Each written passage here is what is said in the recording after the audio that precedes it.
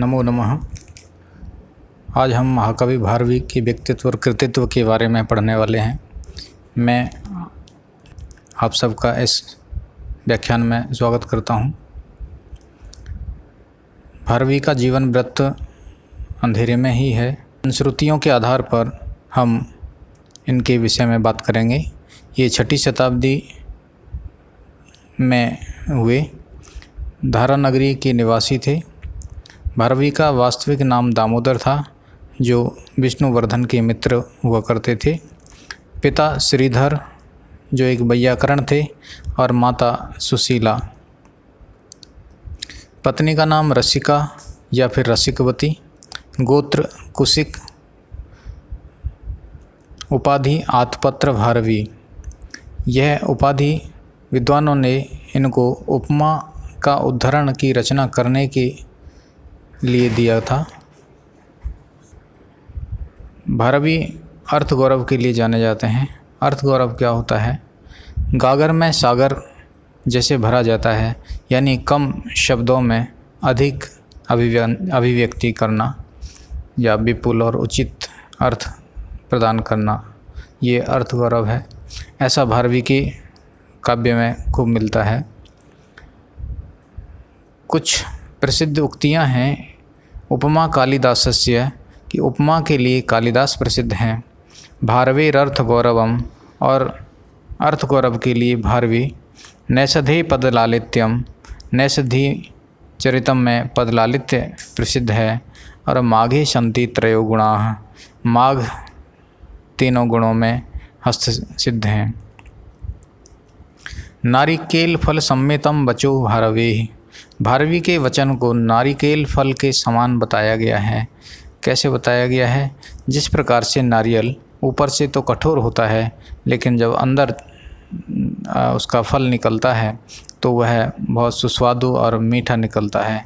ठीक उसी प्रकार से इनके पद्य ऊपर से क्लिष्ट लगते हैं, लेकिन उनको अच्छी प्रकार से विभक्ति और वचन या प्रकृति प्रत्यय को तोड़ करके जब निकालते हैं तो एक समुचित और अच्छा आनंदित करने वाला अर्थ निकलता है।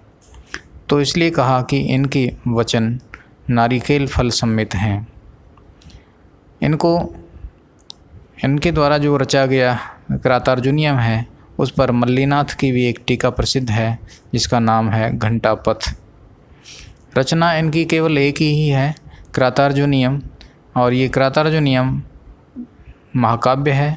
महाकाव्य में सर्ग हैं 18, जिसके नायक अर्जुन हैं और नायिका द्रौपदी हैं।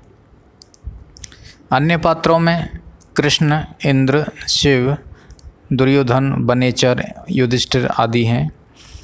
वृत्रयी में गिना जाता है इस ग्रंथ को। वृत्रयी में कौन कौन से आते हैं? 3 ग्रंथ हैं, शिशुपाल वधम, क्रातार्जुनीयम और नैषधीय चरितम। क्रातार्जुनीयम के भी कोई 3 सर्ग हैं। प्रथम 3 सर्ग ये पाषाण त्रयी के नाम से जाने जाते हैं। छंद इस महाकाव्य में वंशस्थ है। अलंकार प्रयोग में उपमा, श्लेष, उत्प्रेक्षा का प्रयोग किया गया है।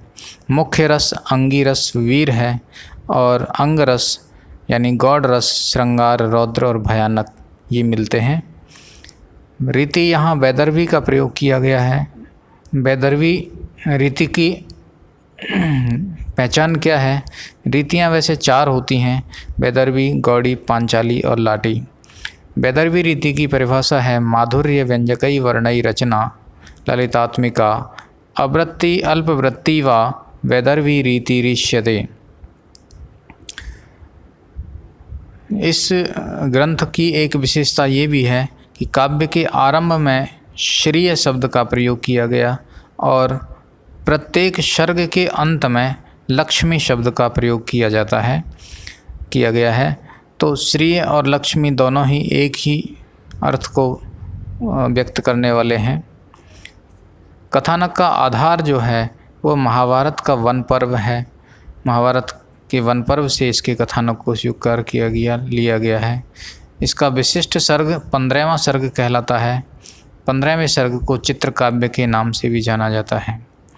इस महाकाव्य का प्रतिपाद्य अर्जुन द्वारा इंद्र और शिव की तपस्या किया जाना, वीरता से प्रसन्न किरात वेशधारी शिव द्वारा अर्जुन को पाशुपत अस्त्र दिया जाना, ये इसका प्रतिपाद्य है।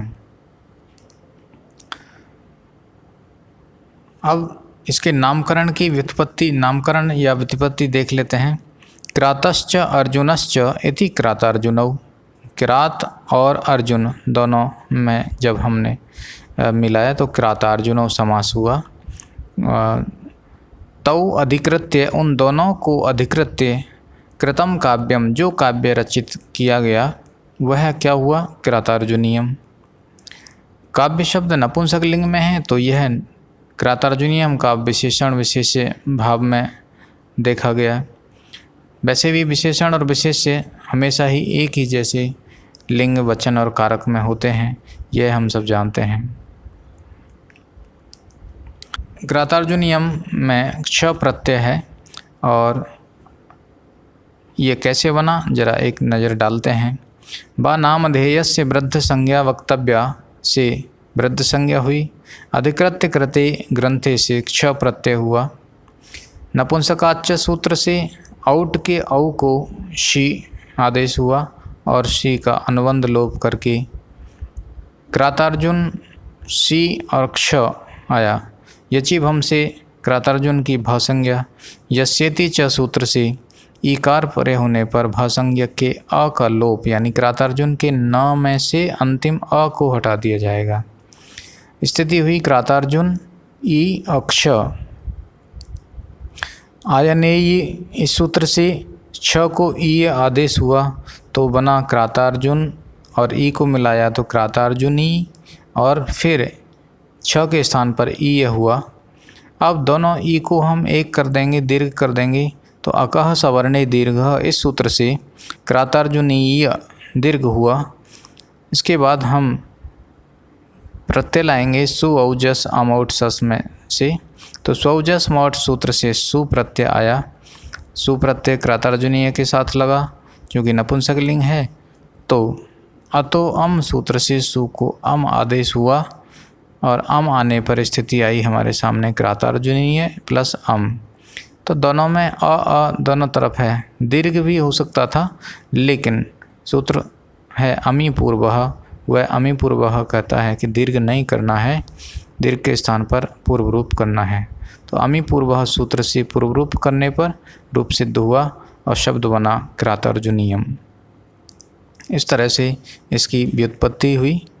किरातार्जुनीयम के प्रथम सर्ग में जिस किरात का, जिस वनेचर का उल्लेख है, जिसे युधिष्ठिर गुप्तचर बना करके दुर्योधन की शासन व्यवस्था जानने भेजते हैं हस्तिनापुर, वह वहाँ जाकर के सब कुछ जान के आता है और अपने स्वामी के लिए आकर के द्वैत वन में सब कुछ बता देता है। परंतु इस महाकाव्य के नामकरण में यहाँ आए किरात शब्द का कोई मतलब नहीं है, इसका कोई संबंध विशेष नहीं है।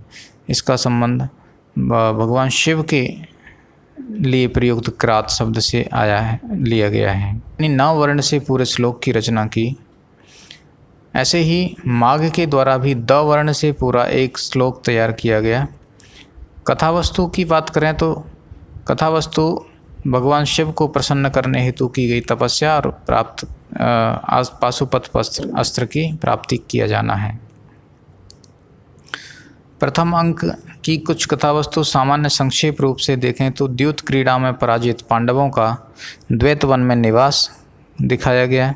युधिष्ठिर द्वारा नियुक्त वनेचर, दुर्योधन की शासन व्यवस्था, प्रजा प्रेम, व्यवहार व नीति रीति का वर्णन किया गया है। द्रौपदी द्वारा युद्ध के लिए युधिष्ठिर को प्रेरित किया जाना। दूसरे अंक में भीम, द्रौपदी व युधिष्ठिर के मध्य वाद विवाद व व्यास का आगमन दिखाया गया है। तृतीय अंक में शिव आराधना कर अर्जुन को पाशुपत अस्त्र प्राप्ति का आदेश दिया गया। अर्जुन को योग विधि निदर्शन के बाद व्यास अंतर्धान हो जाते हैं और व्यास के द्वारा भेजे गए यक्ष का आगमन होता है और अर्जुन के साथ उनका प्रस्थान दिखाया गया है। चौथे अंक में इंद्रकील पर्वत पर अर्जुन व यक्ष और शरद ऋतु का वर्णन किया गया है। पांचवें में हिमालय वर्णन अर्जुन को इंद्रिय संयम हेतु यक्षों का उपदेश। छठे अंक में हिमालय पर अर्जुन का तपस्या में लीन होना, इंद्र द्वारा तपस्या में विघ्न हेतु अप्सराओं को भेजना, इसका वर्णन है।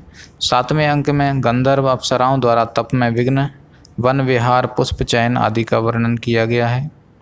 आठवें में गंधर्व व अप्सराओं की जल क्रीड़ा और अथवा उद्यान क्रीड़ा का वर्णन किया गया है।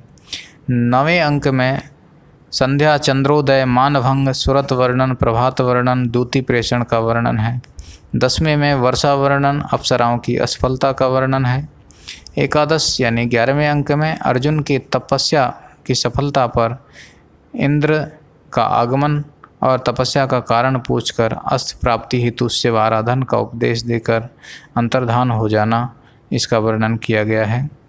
द्वादश 12वें अंक में अर्जुन की तपस्या से व्याकुल जनों का शिव के पास जाना, शिव द्वारा विष्णु का अंश अवतार बताना, शुक्र रूप में मूक दानव का आक्रमण और शिव द्वारा रक्षा किया जाना। 13वें अंक में अर्जुन के पास आए बराह पर शिव व अर्जुन दोनों एक साथ बाण छोड़ते हैं, बराह की मौत हो जाती है, शिव गण और अर्जुन दोनों में विवाद होता है। 14वें अंक में स्कंद के सेनापतित्व में सेना सहित शिव का आगमन और अर्जुन से युद्ध होना। 15वें में चित्रकाव्य का प्रयोग है, चित्र युद्ध है। षोडश और सप्तदश यानी 16वें 17वें अंक में अर्जुन व किरात वेशधारी शिव में युद्ध दिखाया गया है और अंतिम 18वें अंक में अर्जुन व शिव में बाहु युद्ध के युद्ध कौशल से प्रसन्न शिव अपने मूल रूप में प्रकट हो जाते हैं और अर्जुन के लिए पाशुपत अस्त्र प्रदान करते हैं और अर्जुन उस अस्त्र के साथ में युधिष्ठिर के पास चला जाता है।